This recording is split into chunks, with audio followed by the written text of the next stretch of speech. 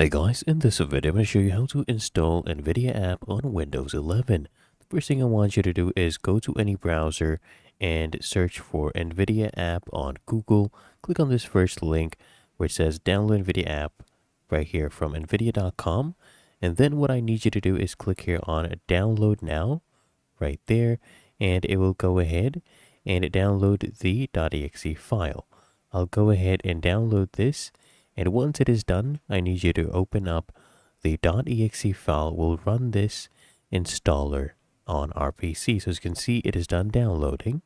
I'll go ahead and click on it to open it up.